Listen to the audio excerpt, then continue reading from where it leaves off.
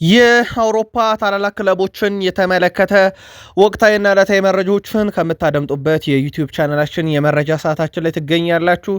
ለዚህም ሰዓት በርከት ያሉ ስፖርታዊ ጥንቅሮችን በአውሮፓ ዙሪያ አሰባስበን ይዘን መተናል። ውድ ቤተሰቦቻችን እስከ ፕሮግራማችን ፍጻሜ ስትቆዩ ላይክ፣ ሰብስክራይብ፣ ሼር ማድረግ እንዳይረሳ። በሀሳብ መስጫ ሳጥናችን ላይ ሀሳብ አስተያየታችሁን እንደ ሁልጊዜው ልታጋሩን ትችላላችሁ። በወቅታዊ ጉዳዮች ላይም ስፖርታዊ ጥንቅሮቻችሁ ውድ ቤተሰቦቻችን እንደ ሁልጊዜው ዛሬም ታላላቅ ክለቦች ላይ ትኩረት የምናደርግ ይሆናል። በተለይም በሳምንቱ መጨረሻ ከነበሩ ጨዋታዎች ጋር በተያያዘና በቀጣይ ከብሔራዊ ቡድን ቆይታቸው ጋር በተያያዘ ያገኘናቸውም የዝውውር ጉዳዮችም አሉ።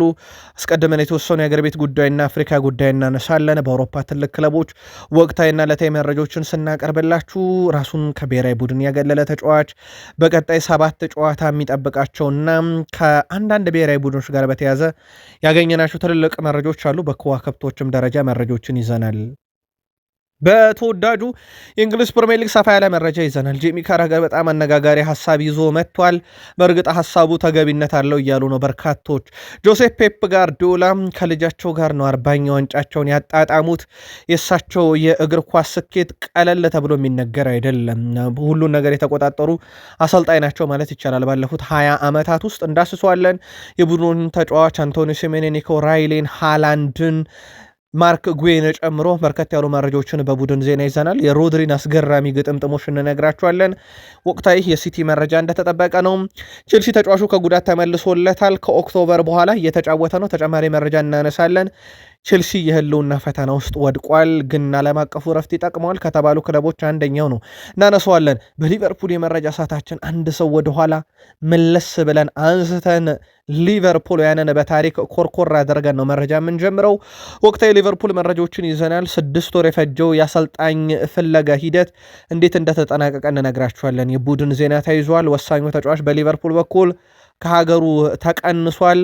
ምክንያቱን እንነግራችኋለን። ልዩ ጥንቅር በሊቨርፑል በኩል ተይዟል።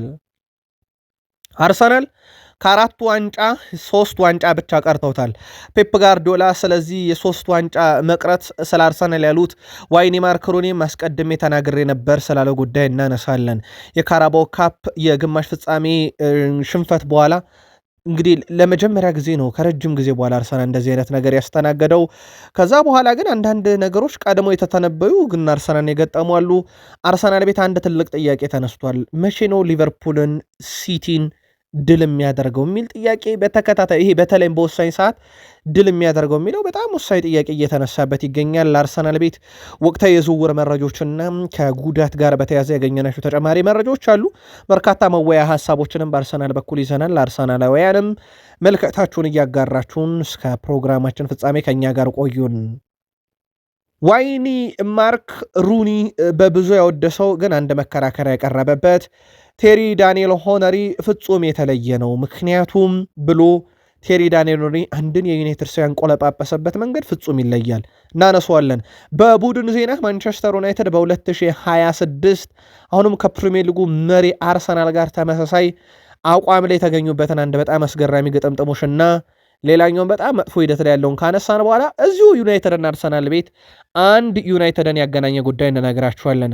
በ29 ዓመቱ ከዩናይትድ ስለተሰናበተውም ተጫዋች ተጨማሪ መረጃን ይዘናል። እስከ ፕሮግራማችን ፍጻሜ እንደ ሁልጊዜው ቆዩን። ላይክ፣ ሰብስክራይብ፣ ሼር ስለምታደረጉ ሀሳብ አስተያየታችሁንም ስለምታጋሩን እኛ በብዙ ደስ ይለናል። ለቀጣይ መረጃዎቻችንም ግባት የሚሆኑ ነገር ካላችሁ ልታጋሩን ትችላላችሁ። መረጃዎቻችንን ከሀገር ቤት እንጀምር። አብራችሁን ቆዩን። የኢትዮጵያ ብሔራዊ ቡድን ከሳኦቶሜ ጋር ከሚደረገው የአፍሪካ ዋንጫ ቅድመ ማጣሪያ ጨዋታ በፊት ጋዜጣዊ መግለጫ ተሰጥቷል። በመግለጫው የተገኙት የዋሊያዎቹ አሰልጣኝ ዮሐንስ ሳህሌ የቡድኑ ሁሉም ተጫዋቾች በመልካም ጤንነት እንደሚገኙ አረጋግጠዋል። በእርግጠኝነት የምናገረው ልጆቹ ያላቸውን ነገር ለመስጠት ዝግጁ ናቸው ብለዋል። እግር ኳስ በወሬ አይደለም በሜዳና በስራ ላይ ነው ያሉት ዮሐንስ ሳህሌ አቅም ያለው ሜዳ ላይ ገብቶ ይጫወታል፣ በስም አንመርጥም ብለዋል። በሳኦቶሜ በኩል በርካታ በአውሮፓ ስፔን እና ለፖርቱጋል በተለይ የሚጫወቱ ተጫዋቾች መጥራታቸውን ያነሱት አሰልጣኙ ውጤቱን የሚወስነው ግን 180 ደቂቃው ነው ብለዋል። የኢትዮጵያ እግር ኳስ ፌዴሬሽን ዋና ስራ አስፈጻሚ አቶ ባህሩ ጥላሁን በበኩላቸው ብሔራዊ ቡድኑ ከ5 ዓመት በኋላ ወደ ሀገር መመለስ መቻሉን ተናግረው ሞሮኮ ኢትዮጵያ በሞሮኮ እንድትጫወት ጠይቃ የነበረ ቢሆንም በሀገራችን ለመጫወት ቅድሚያ ሰጥተናል ብለዋል። ሞሮኮ ለእኛ እንደ ሁለተኛ ቤታችን ነው። ሞሮኮ ኢትዮጵያን ለማስተናገድ ሁሌም ዝግጁ ነች። ነገር ግን እኛ ሁሌም ቅድሚያ የምንሰጠው በሀገራችን መጫወት ነው። በሀገር መጫወት ትርጉም የላቀ ነው። በአንድ ጉዞ 2 ጨዋታ ማድረግ ይቻል ነበር ያሉት አቶ ባህሩ ነገር ግን እዚሁ እንጫወታለን ብለዋል። አቶ ባህሩ አያይዞም ፌዴሬሽኑ የሳው ቶሜና የዳኞችን ከአዲስ አበባ ድሬዳዋ የጉዞ ሙሉ ወጪ እንሸፍናለንም ብለዋል። ስለዚህ እዛ እንደሚታወቀው ውድ ቤተሰቦቻችን ድሬዳዋ ላይ ነው ኢትዮጵያ ብሔራዊ ቡድን የሚጫወተው። ስለዚህ ሙሉ ወጪውን ሸፍነን እንወስዳቸዋለን ብለዋል። ምናልባት የአፍሪካ ሀገራት የማጣሪያ ጨዋታዎችና የአቋም መለኪያ ጨዋታዎችን ያደርጋሉ። ያው ብሔራዊ ቡድናችን ማጣሪያ ነው። ሌሎች ግን የአቋም መለኪያ ጨዋታ አለባቸው በዓለም ዋንጫ የሚፋለሙት። ኒኮላስ ፔፔ ለኮት ዲቫር ተጠርቷል። በያን ዲዮሜንዲ ጉዳት ምክንያት ነው የተጠራው። በአፍሪካ ዋንጫ ያልነበረው ተጫዋች አሁን ግን ተጠርቷል። እንዳልኳችሁ ያን ዲዮሜንዲ መጎዳቱን ይሄ በዩናይትድ በበርካታ የአውሮፓ ክለቦች የሚፈለገው ተጫዋች ከስብስቡ በጉዳት ምክንያት በመቀነሱ ነው ይህ ዕድል ለኒኮላስ ፔፔ የተሰጠው። አውሮፓ ደረሰን። ቪኒሺየስ ጁኒየር 100 የግብ አስተዋጽኦ ላይ ደርሷል። በማድሪድ ደርቢ በጣም ወሳኙ ተጫዋች ነበረ። 2 ግቦችን አስቆጥሮ ነበረ። በነገራችን ላይ ባለፉት 5 የላሊጋ ሲዝኖች 100 የግብ አስተዋጽኦ ላይ ደረሰ የመጀመሪያው ተጫዋች ቪኒሺየስ ጁኒየር ነው። እስካሁን ያው ኮንትራቱን አላደሰም። የኮንትራቱ ሂደት ያው የእሱ መስማማት ብቻ የሚጠበቅበት እንጂ አስቀድሞ ሪያል ማድሪዶች ኮንትራቱን ያራዝም ዘንድ ጥያቄ እንዳቀረቡለት ይታወቃል። ሌላው በዚሁ በማድሪድ ደርቢ ጨዋታ ላይ በአትሌቲኮ ማድሪድና በሪያል ማድሪድ መካከል በተደረገው ጨዋታ ዳኛው የሆኑት ሆሴ ሉዊስ በሁለቱም ክለቦች ተቃውሞ ቀርቦባቸዋል። የሪያል ማድሪድ ደጋፊዎች ለፌድ ቫልቬርዴ በተሰጠ ቀይ ካርድ ላይም ተገቢነት ጥያቄ አንስተዋል። በአትሌቲኮ ማድሪድም በኩል እንግዲህ አንዳንድ የቫርድ ውሳኔዎች አልታዩልንም በሚል ነው። በእርግጥ ዲየጎ ሲሞኔ ከዳኝነት ጋር በተያዘ ብዙ ቅሬታ አላቀረቡም። እሳቸው ሜዳ ላይ መጨረስ የምንችለው ጨዋታ ነበር ነው ያሉት። ግን ደጋፊዎች ብዙ ቅሬታ አሰምተዋል ዳኛው ላይ። ያው ፌድ ቫልቬርዴ በቀይ ካርድ ከሪያል ማድሪድ በኩል እንደወጣ በማለዳው ጥንቅር ነግረናችሁ ነበር። የፈረንሳይ ኮከብ ወደ ኤምኤልኤስ ክለብ ኦርላንዶ ሲቲ ለመቀላቀል ከስምነት ደርሷል። በዚህም ሳምንት የሕክምና ምርመራውን ያደርጋል ተብሏል። በኦርላንዶ ሲቲ ፊርማውን ያኖራል። ከኮንትራት ነፃ ነው በቀጣይ 2026 ላይ። ስለዚህ ጁን ላይ ነው የሚቀላቀለው፣ ክረምት ላይ ነው እንጂ ውድ ቤተሰቦቻችን ሆኖ አትሌቲኮ ማድሪድ ለቆ አይሄድም። ግን ሁሉ ነገር ተጠናቋል። በዚህ ሳምንት የሕክምና ምርመራውን ያደርጋል። የአንቶኒዮ ግሪዝማን ህይወት በስፔን አብቅቷል ማለት ነው። ውድ ቤተሰቦቻችን ከዚህ በኋላ ይሄን ዓመት ብቻ ነው የሚያጠናቅቀው። ከአትሌቲኮ ማድሪድ ጋር በደረጃ ሰንጠረዡ ሻምፒዮንስ ሊግ ውስጥ ገብቶ እንዲያጠናቅቅ በኮፓ ዴላሬ ፍጻሜ ደርሷል። ያንን ዋንጫ ማንሳት ቀጣዩ የእሱ የቤት ስራ ይሆናል። ዝውውሩ በሕክምና ምርመራው ይስተጓጎላል አይስተጓጎልም የሚለውን ደግሞ በዚህ ሳምንት የሕክምና ምርመራው እንዲያደርግ ስለተወሰነ እንነግራችኋለን። አንቷን ግሪዝማን በእግር ኳስ ህይወቱ በባርሴሎና በአትሌቲኮ ማድሪድ ሞር እናውቋለን። ከዛ በፊትም በሪያል ሶሴዳድ ተጫውቶ ነበረ። አሁን ግን አንቷን ግሪዝማን የኦርላንዶ ሲቲ ተጫዋች ይሆናል። የ2 ዓመት ውል እንደሚፈርም ተረጋግጧል። ዝውውሩ የሚጠናቀቀው ክረምት ላይ ነው። ጣሊያን ደረስን። ሴስክ ፋብሬጋስ ኮሞን የያዘው ሴሪቢ እየተሳተፈ ነው። 2024 ብታምኑ ባታምኑ ኮሞ የሴሪቢ ተሳታፊ ነበረ። አሁን ሴሪኤ ደርሷል። ያ ብቻ አይደለም። የሴሪኤ ቀጣይ የውድድር ዓመት የአውሮፓ ሻምፒዮንስ ሊግ የሚያሳተፈው 4ኛ ደረጃ ላይ ሲገኝ ከአራተኝነት ሊያፈናቅለው የሚችለው ዩቬንቱስ በ3 ነጥብ ልቆ ይገኛል። በጣም አስደናቂ ውድድር ዓመት እያሳለፈ ይገኛል። ምናልባትም ዘንድሮ ሚኬል አርቴታ በአርሰናል ዋንጫ የማያመጡ ከሆነ ያለምንም ጥርጥር ይተካልን እየተባለ ያለው ሴስክ ፋብሬጋስ እንደሆነ ይታወቃል። ከሰሞኑም ሴስክ ፋብሬጋስ በኤምሬትስ እንደነበረ ተመልክተናል። ከአንድሪያ ቤርታ ጋር ነበረ የአውሮፓ ሻምፒዮንስ ሊግ የምሽት ጨዋታ ማለት ነው። ባየር ሌቨርኩሰን እና ኤምሬትስ ሊያሸነፉበት ጨዋታ ነበረ። ሴስክ ፋብሬጋስ እንዴት ያለ አስደናቂ ስራ እየሰራ እንደሆነ ተመልክተናል። ፒያንቼሊ ዘንድሮ ፍጹም የተለየ ውድድር ዓመት እያሳለፈ ነው ከስትራስቡርግ ጋር። ምናልባት የቼልሲ እህት ክለብ ነው ወደ ፕሪሚየር ሊግ ካመጡት የምንመለከት ይሆናል። አሁን ከፍተኛ ግብ አስቆጣሪነትን በ16 ግብ መምራት ጀምሯል። ብዙ ያልተነገረለት ግን በጣም አስደናቂ ተጫዋች ሆኗል። እንዳልኳችሁ በቀጣይ ውድድር ዓመት ምናልባትም አጀንዳ ሊሆን ይችላል ተብሎ ስሙ እየተነሳ ያለ ተጫዋች ሆኗል በፍራንስ ሊግ ላይ። በእርግጥ ዘንድሮ ከፓሪስ ሰን ዠርሜን ይሄ ተነጥሎ ወጥቶ የሚጠቀስ ተጫዋች የላቸውም። እንደ ቡድን ነው ፓሪስ ሰን ዠርሜን እየተጫወተ ያለው። የፍራንስ ሊጋንም አንድ ቀሪ ጨዋታም እየቀረው እየመራ እንደው ይታወቃል። እዛው ፈረንሳይ ቆይተን የቀድሞ ፈረንሳይ ተጫዋች ዲሚትሪ ፓየት በ38 ዓመቱ ከእግር ኳስ ዓለም ራሱን ማግለሉን በዛሬው ዕለት ይፋ አድርጓል። ከዚህ በኋላ እግር ኳስ በቃኝ ብሏል። ሀገሩንም ወክሏል። በእንግሊዝ ዌስትሃም ዩናይትድ ሲጫወት በደንብ እናስተውለዋለን። ዲሚትሪ ፓየት በ38 ዓመቱ እግር ኳስ በቃኝ ብሏል። ቦሩሲያ ዶርትመንድ የ25 ዓመቱ አማካይ ፌሊክስ ነሚንቻ በጉልበቱ ላይ በደረሰበት ጉዳት ምክንያት ከጀርመን ብሔራዊ ቡድን ውጪ መደረጉ ተረጋግጧል። ወደ ቤተሰቦቻችን ተጫዋቹ በትልቅ ደረጃ ሲጠበቅ ነበረ። ቀጣይ ውድድር ዓመትን በእርግጥ የአውሮፓን ክለቦች እንግዲህ ትኩረት ስቦ ያዘዋውሩታል በሚል ስሙ ከበርካታ የአውሮፓ ግዙፍ ክለቦች ጋር ሲያያዝ ነበረ። አሁን ላይ ግን ተጫዋቹ በጉዳት ምክንያት ከብሔራዊ ቡድን ተቀንሷል። በቀጣይነት መች ወደ ሜዳ ይመለሳል የሚለውን እንግዲህ ዶርትመንድ ይፋ ሲያደርግ የምንከታተለው ይሆናል። ሌላው ልናነሳው የወደድነው ውድ ቤተሰቦቻችን በክለብ እግር ኳስ ደረጃ ቤኔፊካን ነው። በጆዜ ሞሪኒዮ ስር እየሰለጠነ ነው። 7 ጨዋታ ቀርተዋል ለቤኔፊካ በሊጉ አንድም ጨዋታ አልተሸነፈም። በነገራችን እስካሁን ቤኔፊካ 7ቱን ጨዋታ በድልና ባቻ የሚያጠናቅቅ ከሆነ ቤኔፊካ ሌላኛው ኢንቪንሲብል ቡድን ይሆናል፣ ግን ዋንጫ አይበላበትም። ዋንጫ ለመብላት አሁንም ከሁለት ክለቦች በታች ነው የጆዜ ሞሪኒዮ ቡድን። ቅድመ ግምትም ዓመቱ ሲጀመር አሁንም ዋንጫውን ለመብላት ቅድሚያ የሚወስደው ቡድን አይደለም፣ ግን ከተሳካ የምንመለከት ይሆናል። ምናልባትም በጣም አስደናቂ የውድድር ዓመት ግን ሊሆን ይችላል ለቤኔፊካ ለጆዜ ሞሪኒዮ። ሊዮኔል አንድሬስ ሜሲ በጣም ድንቅ ጊዜን እያሳለፈ ነው። በተለይም ሮናልዶና ሜሲ የአውሮፓን እግር ኳስ ጥለው ከወጡ በኋላ ልክ እንደ ሌሎች ተጫዋቾች የእግር ኳስ ሕይወታቸው የሚያከተም ይመስል ነበረ። ግን ሁለቱም በየሄዱበት ሊግ በጣም ድንቅ ጊዜን እያሳለፉ ይገኛሉ። ትኩረታችን ዛሬ ሜሲ ነው። 901 ግቦች ላይ ደርሷል። በእግር ኳስ ሕይወቱ 407 አሲስቶች አሉት። በእግር ኳስ እስካሁን የማይደረስበት የሚሲ አንደኛው ሪከርድ አንድም አሲስቱ ሁለትም የግብ አስተዋጽኦ ነው። ወደ 1308 የግብ አስተዋጽኦ አለው። 48 ዋንጫ፣ 8 ባሎን ዶር፣ 6 ጊዜ ወርቅ ጫማን ያሸነፈ፣ 71 የቅጣት ምት ግብ ያስቆጠረ፣ አሁንም ሪከርዱን ለመስበር 8 የቀረው የዓለም ዋንጫ ላይ ግብ ያስቆጠረ፣ 91 ግብ በአንድ ካላንደር ያስቆጠረ። ይህ ሁሉ የሜሲ ሪከርድ ነው። አብዛኞቹ ይደፈራሉም ተብሎ የሚታሰቡ አይደሉም። በብሔራዊ ቡድን መረጃ እንቀጥል። ያው ወቅቱ የብሔራዊ ቡድን ጨዋታዎች የሚደረጉበት ነው። በፈረንሳይ ብሔራዊ ቡድን በኩል በ2026 የሚለብሱትን መለያ ይፋ አድርገዋል። የፈረንሳይ የሜዳ ውጭ መለያ ነጻነት በሚል መጠሪያ የአሜሪካን የነጻነት ሐውልት ታሳቢ አድርጎ ተዘጋጅቷል ተብሏል። አሜሪካ ታዋቂ የነጻነት ሐውልት በ1886 ከፈረንሳይ ሕዝብ በስጦታ እንደተበረከተላት ይታወቃል። ማሊያው እንግዲህ አዲስ ቴክኖሎጂ እንደተዘጋጀ ይህም ለመጀመሪያ ጊዜ እንደሆነ ተገልጿል። መለያው በያዘው አየርን የማስተካከል ቴክኖሎጂ ላብን በማድረቅ የተጫዋቾችን በነበሩበት ሁኔታ እንዲቆዩ ያደርጋል የተባለው መለያውን ያዘጋጀው ሙሉ ለሙሉ ከጨርቃ ጨርቅ ተረፈ ምርት መሆኑም ተረጋግጧል። ፈረንሳይ አዲሱን መለያ ለመጀመሪያ ጊዜ ከቀናት በኋላ ከብራዚል ጋር በምታደርገው ወዳጅነት ጨዋታ ተሞክሯለች ተብሏል። ስለዚህ የፈረንሳይ ብሔራዊ ቡድን እጅግ በጣም ለየት ያለ መለያ ያውም ቴክኖሎጂ የተገጠመበት ለብሳ ቀጣይ ብራዚልን የምትገጥም ይሆናል። በብሔራዊ ቡድን መረጃችን እንግሊዝን እናንሳና ወደ እንግሊዝ ፕሪሚየር ሊግ መረጃዎች እንሻገራለን።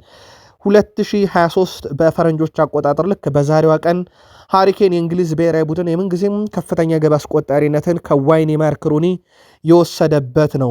ወደ ቤተሰቦቻችን አሁን 78 ጎሎችን አስቆጥሯል በ112 ጨዋታ የሩኒን 53 ግብ ሪከርድ ከሰበረን በኋላ ማለት ነው።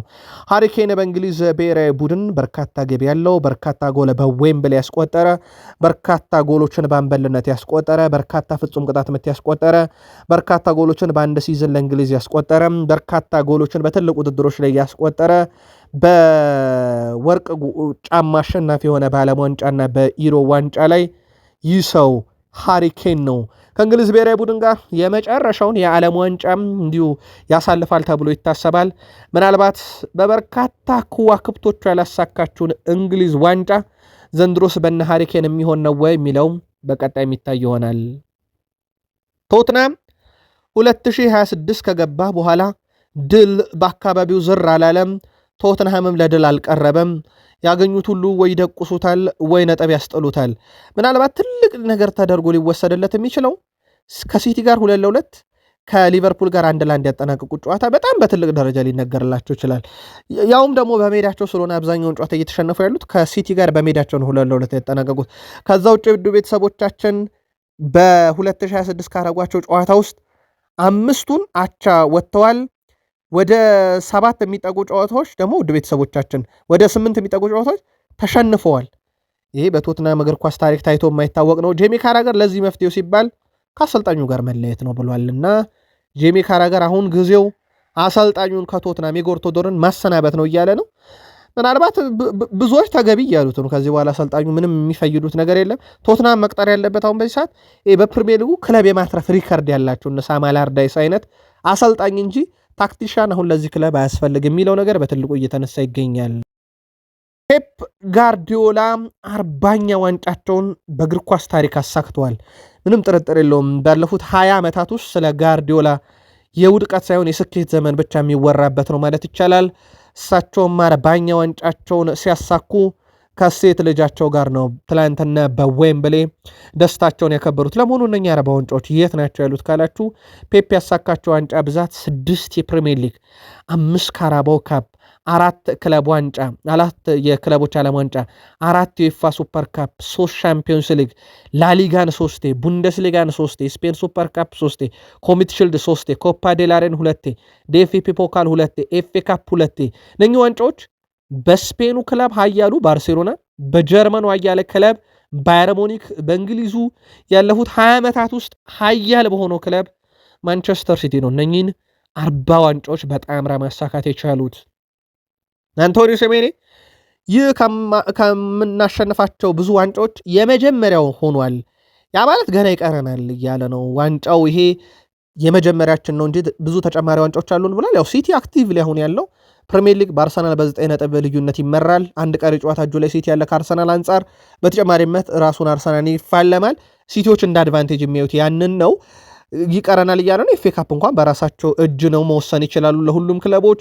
ኒኮ ራይሌም አሁን ብዙ የምንጫወተውበት ነገር አለ፣ በዚህ ብቻ ያበቃም ብሏል። እሱም ሃላንድ ደግሞ ሲናገር ኒኮ ራይሌ አሁን 100 ሚሊዮን ዩሮ የሚገባው ተጫዋቻችን ነው ብሏል። በነገራችን ላይ ኒኮ ራይሌ በ2018 ዝላታን ኢብራሂሞቪች ለማንቸስተር ዩናይትድ በካራባኦ ካፕ ፍጻሜ 2 ጎሎችን ካስቆጠረ በኋላ የመጀመሪያው ተጫዋች ነው። የኒክ ኦራይሌን መረጃ መስማት ከፈለጋችሁ ቃል ስፖርት ዩቲዩብ ቻናል ዛሬ ማርች 23 ሰኞ ማለዳ በቃል ስፖርት ዩቲዩብ ቻናል የለቀቅነው ዘገባ ላይ ሰፊ መረጃ ስለ ሲቲም ስለ ተጫዋቹ አንስተናል። ማርክ ጉዌና አንቶኒዮ ሴሜኔ ገና በሁለት ወራቸው አርሰናል እንድላደርገው ከሲቲ ጋር ዋንጫ አሳክተዋል። ያ ለወትሮ ሮድሪ ከጉዳት ከመጣ በኋላ 50 በመቶ ብቻ ድል የሚያደርገው ሲቲ ባይመለስ ይሻላል የሚል ስሌት እስኪሰራበት ድረስ ነበር። ከወዲህ ደግሞ በጣም አስገራሚ መረጃ ስለ ሮድሪ ልንገራችሁ። ሮድሪ ቋሚነት በተሰለፈባቸው ጨዋታ አርሰናል ጋር ማንቸስተር ሲቲ ተሸንፎ አያውቅም። ሮድሪ ካለ አርሰናልን ማሸነፍ ለሲቲ ቀላሉ ነው እስኪባል ድረስ በጣም አስገራሚ ግጥምጥሞሽ ተፈጥሯል። የካራባኦ ካፕ ዋንጫ ለፕሪሚየር ሊግ ፉክክርም ትልቅ ስንቅ አለው እያለ ነው ሮድሪ። ከዋንጫው በላይ ግቦችን አርሰናልን ማሸነፍ እንደምንችል ነበር ብሏል። ይሄንን በዚህኛው ቻናላችን ትላንት አንድ ለየት ያለ ትንታኔ ያቀርበንላችሁ ነበረ። ጉዳዩ ካራባኦ ካፕ ዋንጫን ማሸነፍ አይደለም ለሲቲ እና ለአርሰናል። ይሄ በክብር ደረጃ መደርደሪያቸው ላይ ይሄን ያህል ካራባኦ ምናምን ተብሎ በክብር ደረጃ የሚነገር አይደለምና ሮድሪም ያንን ያነሳው እኛ ማሸነፍ የፈለግ ነው እንደ አርሰናል ያለን ቡድን በዋንጫ ደረጃ መፋለም እንደምንችል ማሳያ ነው። ይሄ ለእኛ በጣም ጠቅሞናል ብሏል ሮድሪም ከጨዋታው በኋላ። በትክክልም ያንን ያሳኩና ያንን ያደረጉ ይመስላል። የስነ ልቦና ጦርነቱን በትክክል ሲቲ ተወጥቶታል ማለት ይቻላል። ምናልባት ኢንተርናሽናል ብሬኩ በመሃል መግባቱ ለአርሰናል ራሱን የቻለ የሚሰጡ አድቫንቴጅ አለ። ተጫዋቾቹ አገግመው እንዲመጡ በሞራልም ደረጃ ይጠቅማል። ለሲቲ ግን በጣም ትልቅ ተነሳሽነት መሆኑን ተናግሯል። ለወትሮ ሲኖር የማይቀናው ሲቲ ሮድሪን ማለት ነው፣ ግን አርሰናል ጋር ሲኖር የሚቀናው መሆኑንም እንዲሁ የተመለከትንበት ሳምንት ነበረ። የሲቲ ደጋፊዎች በጣም ደስተኛ ከሆኑት አንደኛው ዋንጫው በላይ አርሰናልን በፍጻሜ ጨዋታ አሸንፈው የስነ ልቦና ጦርነቱን በማሸነፋቸው ነው። በእንግሊዝ ካራባኦ ካፕ እንግዲህ 5 ጊዜ በልቷል እንዳልኳችሁ ሲቲ። በእንግሊዝ ካራባኦ ካፕ 5 ጊዜ ዋንጫ የበሉት ራሂም ስተርሊንግ፣ ፊል ጆንስ እንዲሁም ደግሞ ጆን ስቶንስ እና ፊል ፎደን ናቸው። 5 የካራባው ካፕን በልተዋል በነገራችን ላይ። ስለዚህ ልክ እንደ ሲቲ ካራባው ካፕን ተመላልሶ በማንሳት ደግሞ እነኚህ 3 ተጫዋቾች ይጠቀሳሉ።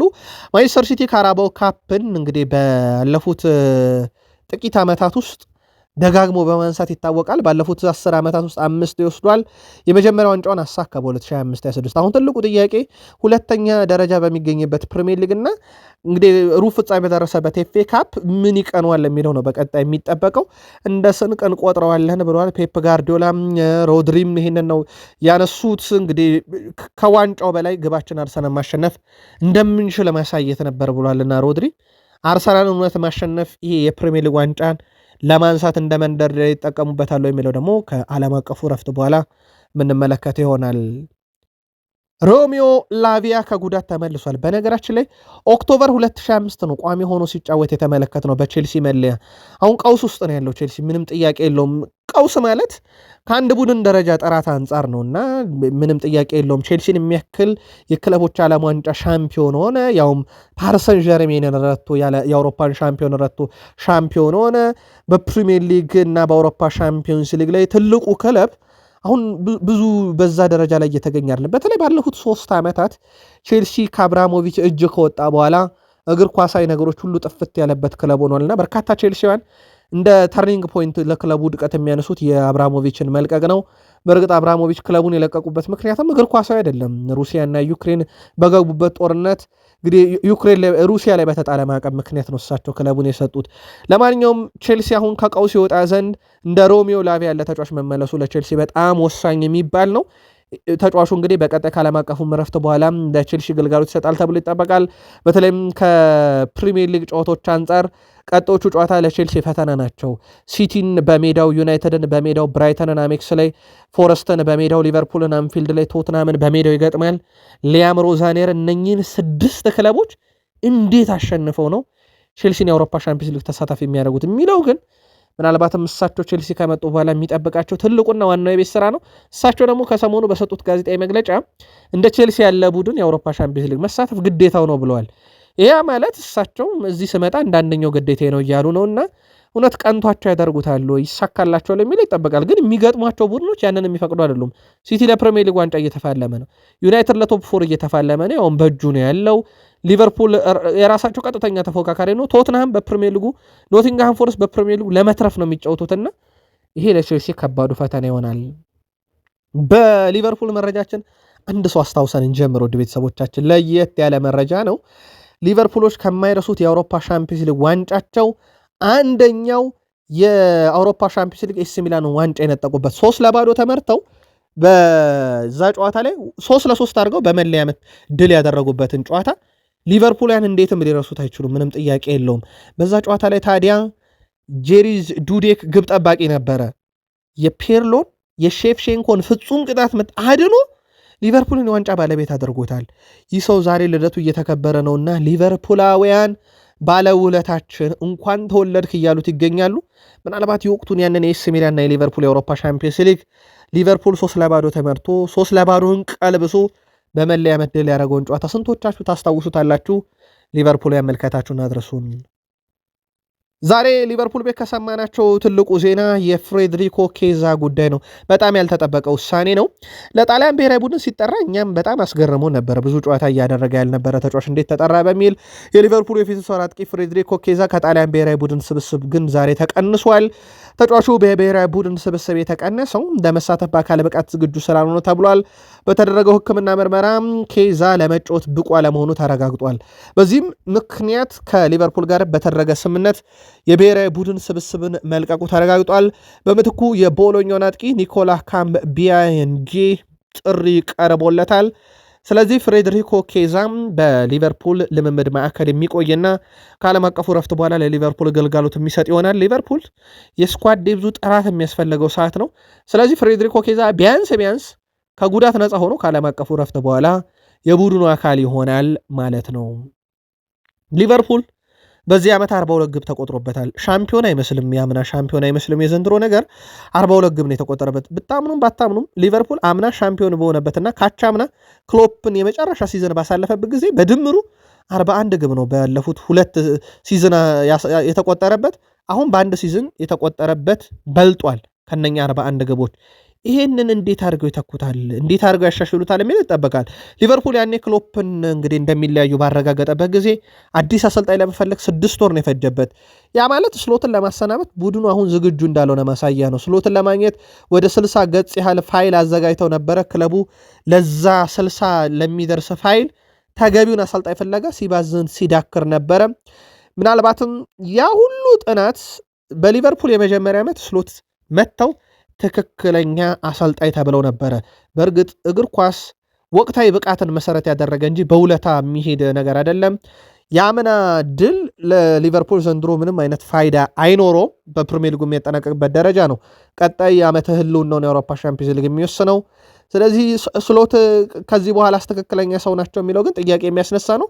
እሳቸው 6 ወር የፈጀበት ሊቨርፑል እሳቸውንስ ለማሰናበት አሁን ዝግጁ ነው ወይ የሚለው ነገር ትልቁ ጥያቄ ነው። ሜሎስ ኬርኪዝ ድካም አለበት ተብሎ ነበረ ይሄ ቡድን በስቴቨን ጀራርድ በኩል። እኔ እንደዚህ አይነት ሰበቦች አልወድም ብሏል። ምን ማለቴ እንደሆነ ይገባቸዋል። በደረጃ ሰንጠረዥ የት እንዳለ እናውቃለን። ይበልጥ መግፋት መጫን እንዳለብን እናውቃለን። ድካሙ ምናልባት ለነሱ ለብራይተን የተወሰነ ብልጫ ሊሰጣቸው ይችላል። ነገር ግን እንደ ሊቨርፑል ያለ ቡድን በድካም ማሳበብ የለበትም ብሏል። ስቴቨን ጀራርድ ግን የጋላታሳራይ ጨዋታ የቀድሞ ክለቤን አድክሞታል እያለ ነበር። ከዓለም አቀፍ ረፍት በኋላ ይላል ሜሎስ ኬርኪዝ እንደተመለሰን ኤፍ ኤ ካፕ ከሲቲ እንጫወታለን። በመቀጠል ፓሪስ ሰን ዠርሜን ደርሶ መልስ ትልቅ ጨዋታ አለብን። እነዚህ ለኛ በጣም አስፈላጊና በመካከላችንም የፉልሃም ጨዋታ ስላለ በጣም ወሳኝ ጨዋታዎች ናቸው። ለነኚህ ራሳችንን ማዘጋጀት አለብን ብሏል። በነገራችን ላይ ከዓለም አቀፉ እረፍት በኋላ ሊቨርፑል 5 ጨዋታ የህልውና ጨዋታ ናቸው። 2 የአውሮፓ ሻምፒዮንስ ሊግ ናቸው። አውሮፓ ሻምፒዮንስ ሊግ ይቀጥላል ይሰናበታል የሚለውን ከፓሪስ ሰን ዠርሜን ጋር፣ አንዱ ከሲቲ ጋር የሚደረግ ጨዋታ ነው። በኤፍኤ ካፕ ይቀጥላል ይወድቃል የሚለውን የሚወስን ነውና ቀጣይ 5 ጨዋታ የሊቨርፑል የዚህ የውድድር ዓመትን ህልውና የሚወስኑ ናቸው። ቫንዳይክ እኔም ስለ ደጋፊዎች አዝናለሁ ብሏል። እኛን ለመደገፍ ረጅም መንገድ ተጉዘው በማለዳ ይመጣሉ። እኛ ግን በሜዳ ላይ የሚጠበቅብን ብቃት እያሳየን አይደለም። በጉዳት ምክንያት ሁጎ ኤኬቴኬ ቡድኑን ወጥቶ ስትመለከት በብራይተን ተከላካዮች ጀርባ ብዙ እንቅስቃሴዎች እንደማይኖሩን ከዛ በኋላ አውቄው ነበር። ለሽንፈታችን ዋናው ምክንያት ሁጎ ኤኬቴኬ በጉዳት መውጣቱ ባይሆንም ያጫወት ስልታችንን ግን አበላሽቶብናል ብሏልና እሱ ልክ ተቀይሮ ሲወጣ ነገሮች በተወሰነ መንገድ ተበላሽቶብናል እያለ ይገኛል። ቨርጅል ቫንዳይክ እንግዲህ በውጤቱ መበሳጨቱን ገልጾ ነገር ግን በዙሪያችን ያሉ ሁሉም ሰዎች ከኛ ዘንድ እንዲቀጥሉና ድል ለማድረግም እንዲያግዙን እጠይቃለሁ ሲል ተናግሯል። እስካሁን ባለው መረጃ መሰረት ሊቨርፑል በዚህ ውድድር ዘመን በፕሪሚየር ሊጉ ከ12 የተለያዩ ቡድኖች ጋር የደርሶ መልስ ጨዋታ ወይም ሁለቱንም ዙር አድርጓል። ከነዚህ 12ቱም የደርሶ መልስ በእርግጥ ቀሪ ጨዋታም አሉ፣ ግን 12 ቡድኖችን በሜዳቸውም በአንፊልድም ገጥመዋል። ከነዚህ 12 ቡድኖች መካከል በሁለቱም ዙር ማሸነፍ የቻለው ኒካስና ዌስትሃምን ብቻ ነው። በተቀሩት 10 ቡድኖች ላይ ግን በሁለቱም ዙር ድል የመቀናጀት እድልን አላገኘም። ይህ ቁጥር ሊቨርፑል ምን ያህል የታላቅነት ግርማ ሞገሱ ላይ ጥያቄ እንዳስነሳ፣ በተለይም ድል ማድረግ ብቻ አይደለም ውድ ቤተሰቦቻችን፣ በአንፊልድ ነው አብዛኛውን መከራ እያስተናገደ ያለው ይህ ቡድን ሊቨርፑል እና ምናልባት የአምናው ሻምፒዮን በትልቁ ፈተና ውስጥ እንዳለ ማሳያ ነው። አሁን ትልቁ ጥያቄ እነኚህ ችግሮች ተፈተው ከዓለም አቀፉ እረፍት በኋላ ሊቨርፑል የአውሮፓ ሻምፒዮንስ ሊግ ትኬትን እስከ 4 ገብቶ ይቆርጣል ወይ ነው። ዘንድሮ 5ኛ መሆን እንደ አምናው የሻምፒዮንስ ሊግ እድልን ላይሰጥ ስለሚችል ማለት ነው። አርሰናል ከነበሩት 4 የዋንጫ ግንባር ባንዱ እጅ ሰጥቷል። አሁን የተቀሩት 3 የዋንጫ ግንባሮች ናቸው። ኤፍኤ ካፕ፣ ሻምፒዮንስ ሊግ፣ ፕሪሚየር ሊግ። ውድ ቤተሰቦቻችን ይሄኛው በአርሰናል እጅ ያለ ነው። ለአብነት ያክል ሻምፒዮንስ ሊግን በእጁ ነው ያለው፣ የመወሰን አቅሙ አለው። ከሌሎች ክለቦች ጠንክሮ መገኘት ብቻ ነው። ፕሪሚየር ሊግ የ9 ነጥብ አድቫንቴጅ በዚህ ሰዓት አለው፣ በራሱ መወሰን ይችላል። በሲቲ በኩል ቀሪ ጨዋታውን ቢያሸንፍ እንኳን የ6 ነጥብ ልዩነቱ ስለሚጠበቅ በራሱ እጅ ነው። ኤፍኤ ካፕ ያሉበትን ጨዋታ ብቻ ማሸነፍ በራሱ እጅ መወሰን ያስችለዋል። ፔፕ ጋርዲዮላ ስለዚህ ሲናገሩ ታዲያ ያለምንም ጥርጥር የፕሪሚየር ሊግ ዋንጫ አሁን በአርሰናል እጅ ነው ያለው፣ አርሰናል ራሱ ነው የሚወስነው ሲሉ ዋይኒ ማርክ ሩኒ አስቀድሞ ካስታወሳችሁ ሻምፒዮንስ ሊግ ለሪያል ማድሪድ፣ ካራባኦ ካፕን ለሲቲ፣ ኤፍኤ ካፕና ፕሪሚየር ሊግን ለአርሰናል ሰጥቶ ነበረ። አርሰናል የፕሪሚየር ሊግና ኤፍኤ ካፕን ዋንጫ ያሸንፋል ያልኩት ይህንኑ ታውቆኝ ነው ብሏል። የቀድሞ እንግሊዝ ብሔራዊ ቡድንና የማንቸስተር ዩናይትድ ተጫዋች ዋይኒ ማርክ ሩኒ አርሰናል ዘንድሮ ሊያሳካ የሚችለው ዋንጫ ፕሪሚየር ሊግና ኤፍኤ ካፕን ነው፣ ሻምፒዮንስ ሊግን ሪያል ማድሪድ ብሏል። ካራባኦ ካፕንም በነገራችን ላይ ሲቲ ብሎ ነበር ቀድሞ። ያው እንዳለውም ሲቲ ዋንጫው እንደወሰደ ይታወቃል። አርሰናል በሁለት የግብ ልዩነት ሽንፈት ሲያስተናግድ ከኒካስሉ የካራቦ ካፕ የግማሽ ፍጻሜ ሽንፈት በኋላ ለመጀመሪያ ጊዜ ነው። አምና ነው የገጠመው እንደዚህ አይነት ነገር። ስለዚህ ለመጀመሪያ ጊዜ 2 ግብ ተቆጥሮበታል። በሲቲ የፍጻሜ ጨዋታ ላይ ነው። ክሪስ ሱተን አንድ ጥያቄ አለው። አሰልጣኞች በዋንጫ ጨዋታ ላይ ማንን ነው መጠቀም ያለባቸው? ውለታስ የሚባል ነገር ያስፈልጋሉ። በእግር ኳስ ውስጥ ውለታ አለ ወይ? የኬፓ አሪዛባላጋም እንግዲህ ብቃት እዚህ ካደረሳቸው ግን ማንን ገጥሞ ነው እዚህ ያደረሳቸው? በካራቦ ካፕ ኬፓ አሪዛባላጋ ማንን ገጥሞ ነው አርሰናል ለዋንጫ ያደረሰው የሚለው መታወቅ አለበት። ስለዚህ ሲቲን ነው የሚገጥሙት፣ ለምንድነው ዋና ግብ ጠባቂያቸውን ያልተጠቀሙት የሚል ቅሬታን አቅርቧል። በእርግጥ በሲቲ በኩል ጄምስ ትራፎርድን ነው የተጠቀሙት። ኬፓ በዌምብሌ ያደረጋቸውን የፍጻሜ ጨዋታ አንዱንም አላሸነፈም። 2018፣ 19፣ 2021፣ 21፣ 22 በሙሉ ተሸንፏል። ለአራተኛ ጊዜ ከአርሰናል ጋር ደግሞ ተሸንፏል።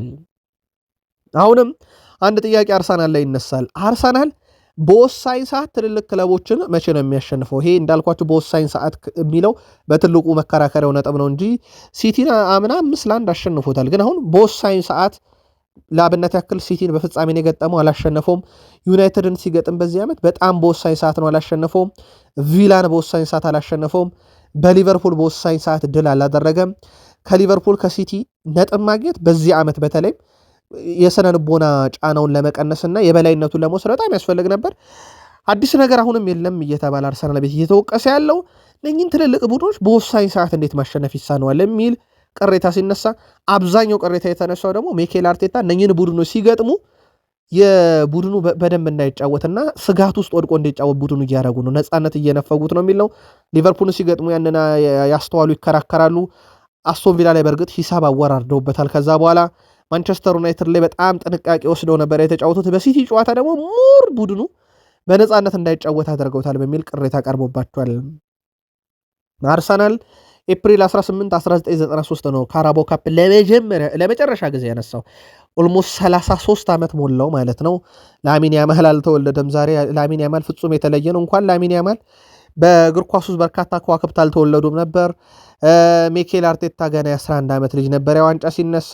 አርሰን ቬንገር የአርሰናል አሰልጣኝ እንኳን አልነበሩም። ፔፕ ጋርዲዮላ የባርሴሎና ተጫዋች ነበሩ። ፕሪሚየር ሊጉ ኦፊሻሊ በአዲስ ፎርማት ከተቋቋመ ገና 1 ዓመቱ ላይ ነበረ። ብዙ ታሪኮችን ልናነሳ እንችላለን። ካራቦ ካፕ እንዳልኳችሁ ግን ካራቦ ካፕ ያን ያህል የአርሰናልን ክብር ከፍ ዝቅ የሚያደርግ ዋንጫ ሳይሆን የፍጻሜ ጨዋታ ላይ ግን ሲቲን ማሸነፍ ምንም ዋንጫ ይገኝበት ለቀጣይ ጨዋታ መሰረት የሚሆን ነበር። አርሰናል ያንን እድል ያመከነው ግን አርሰናል በካራቦ ካፕም ዋንጫ በታሪክ ቢሆን 33 ዓመት ፈጅቶበታል። አርሰናል በዝውውር ጉዳይ ላይ እንደዚህ አይነት ወሳኝ ጨዋታዎችን ለማሸነፍ የሚያስችሉ ከዋክብትንም በቀጣይ ወደ ቡድኑ የማምጣት እቅድ አለው። ለአብነት ያክል እንደ ክቫራትስኬሊያን ያሉ ኮከቦች ቀጣይ ይጠበቃሉ። አርሰናል በነገራችን ላይ ቀጣይ ኮከቦችን ይሸጣል። ይሄ በዝውውር መስኮቱ ላይ እንዲንቀሳቀስ የግድ ካስፈለገ ተጫዋቾችን መቀነስ ይኖርበታል ከደሞዛቸው ላይ። ለዚህም ከዋክብቶችን ነው የሚቀንሰው፣ ምንም ጥያቄ የለውም። በእርግጠኝነት ዊሊያም ቤን ዋይት፣ ኦዴጋርድ እና ጋብሪኤል ጄሱስ ስማቸው እየተነሳ ነው ከአርሰናል የሚሸጡ ኮከቦች ዝርዝር ውስጥ። ከዛ በኋላ እና ክቫራትስኬሊያ ዋነኛ ቀርናቸው። እስካሁን በእርግጥ ፓሪስ ሰን ዠርሜን አልሸጥም እንዳለ ነው። በዚህ ጉዳይ ላይ ግን አርሰናል ቤት መልቀቅ ያለበት ኮከብ ማን ነው? ለቡድኑ የማይጠቅም ግን ኮከብ ሆኖ አጋሩን። በወቅታዊ ጉዳይ ሳሊባ፣ ኢዜ፣ ቲምበር በጉዳት ምክንያት አርሰናል ይቆያሉ፣ ግን ከዓለም አቀፉ እረፍት በኋላ ወደ ቡድኑ ተመልሰው ግልጋሎት ይሰጣሉ። ኦዴጋርድ ግን እስከዚህ ሰዓት ድረስ በብሔራዊ ቡድን ይሳተፋል የሚል ነው። አዲስ ነገር ካለ እናንተም ጻፉልን፣ እኛም ተከታትለን እናመጣዋለን። የቀድሞ የአርሰናል ሌጀንድ ቴዲ ዳንኤል ሆነሪ ስለ እግር ኳስ ሲናገር በማንቸስተር ዩናይትድ ጉዳይ አያይዞ እግር ኳስ ፍጥነት አይደለም፣ እግር ኳስ መቆጣጠር ነው ብሏል። እግር ኳስ የቁጥጥር ስፖርት ነው፣ ኳሷን መቆጣጠር ነው ዋናው ነገር። ኳሷን ለመቆጣጠር ደግሞ የግድ ፈጣን መሆን አይጠበቅበትም፣ በጭንቅላት ነው የምትጫወተው። ይህንን አሁን በፕሪሚየር ሊጉ እያሳየኝ የሚገኝ አንድ ተጫዋች አለ፣ እሱም ብሩኖ ፈርናንዴዝ ነው። ብሪኒዮ ፈርናንዴዝ ብሎታል። ይሄ የብሩኖን ስም ከብሬን ጋር አያይዞታል። በአእምሮ የሚጫወት ተጫዋች ብሎታልና አሁን ፕሪሚየር ሊግ ውስጥ እንደዚህ አይነት ሌቭል ያላቸው ተጫዋቾች ጥቂት እየሆኑ ነው። ለፕሪሚየር ሊጉ ውበት እንደ ብሩኖ አይነት ተጫዋቾች በደንብ ያስፈልጋሉ ብሏል። ከዚህ በፊት ኬቨን ደብሮነን አይተነው ነበር ብሏል። ብሩኖ ፈርናንዴዝ በማንቸስተር ዩናይትድ እያደረገ ያለው ነገር በጣም ከባዱን ነው። ያውም እንዲህ ችግርግር ብሎ በነበረ ቡድን ውስጥ እሱ በወጥነት እየተጫወተ ነው። አሁን የዩናይትድ ውጤት ናትዩ ብሩኖ ዩናይትድን በተቸገረ ሰዓት ምርጥ ነበር ብሏል። እናም በዚሁ ብቃቱ መቀጠሉ ለዩናይትድ በጣም ይጠቅመዋል። በየጨዋታው ብሩኖ ምርጥ ነው፣ ስለ ዩናይትድ ውጤት እያወራው አይደለም ብለዋልና በጭንቅላቱ ኳስ የሚጫወት ተጫዋች ያስፈልጋል እያለ ነው። ከዚህ ጋር በተያያዘ ብዙ መከራከሪያ ነጥቦች በርካቶች ሲያነሱ እንደነበረ ግን ይታወቃል።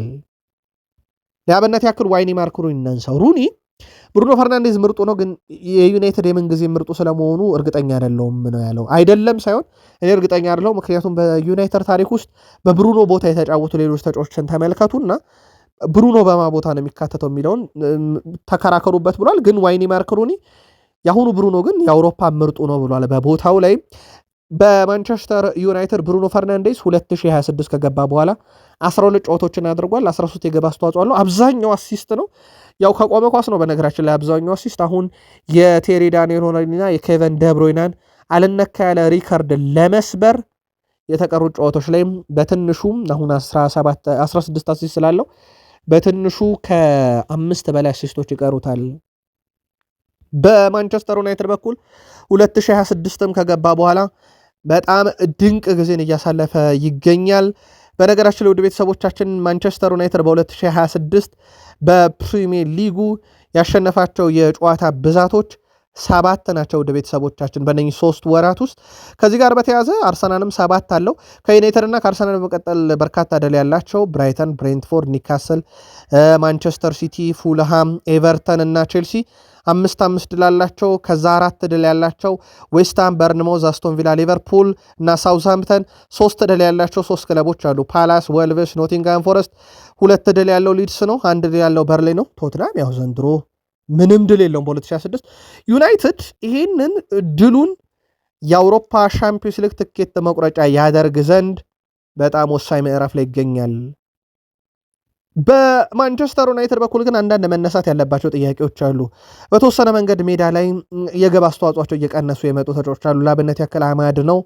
አማድ ግብ ካስቆጠረ ሰንበት በት ብሏል። ወደ ቤተሰቦቻችን በእርግጥ ሜዳ ላይ የሚሰጣቸው ጥሩ የሆኑ እንቅስቃሴዎች አሉ፣ ቡድኑን የሚያግዙ በተለይም ሽግግሮቹ ላይ ፈጣን ድሪብሎቹ፣ ወደፊት የሚያሻገራቸው ኳሶች ጥሩ ናቸው። ሲከላከልም ጥሩ ነው። ግን ከአማድ ዩናይትድ ግብ ይፈልጋል። ግን ያ ነገር በጣም ርቋል። አሁን አሲስትም ግቦቹም ካደረገ ሰንበትበት ያለ ተጫዋች ሆኗል። አሁን ትልቁ ጥያቄ እየተነሳ ያለው አማድ እስከ መች ነው ከግብ አስተዋጽኦ እየራቀ በዩናይትድ የሚጫወተው? ቤንያሚን ሼሽኮ ቋሚ ይሁን የሚል ነው። ቤንያሚን ሼሽኮ ደግሞ ተቀይሮ ሲገባ የሚፈጥራቸው ተጽዕኖች በጣም ትልልቅ የሚባሉ ናቸው። ምናልባት ቋሚ ሆኖ በተጫወተበትም የ75 ደቂቃ ጨዋታ ግን ግብ አስቆጥሮ ነበረ። በሌላ በኩል ዩናይትድ ቤት ማንሳት የወደድነው ማይክል ኦዌን ነው። በ29 ዓመቱ ነበረ ማንቸስተር ዩናይትድን ያን የለቀቀው። አልጸጸተኝም። ለማንቸስተር ዩናይትድ በለጋ ዕድሜ ፈርሜ ቢሆን ኖሮ ያለምንም ጥርጥር ብዙ ዋንጮችን አሸንፍ ነበረ። ማንቸስተር ዩናይትድን ግን በወቅቱ መልቀቂያ አይቆጨኝም ብሏል። በዩናይትድ ግን ተመልሶ ከተጫወቱ ተጫዋቾች ውስጥ የሚረሳ አይደለም። በተለይ ያቺን 4-3 ሲቲ ላይ ድል ሲያደርጉ ያስቆጠራት ግብ አትረሳ። እዚህ ጋር እናብቃና ቀጣይ እንገናኝ።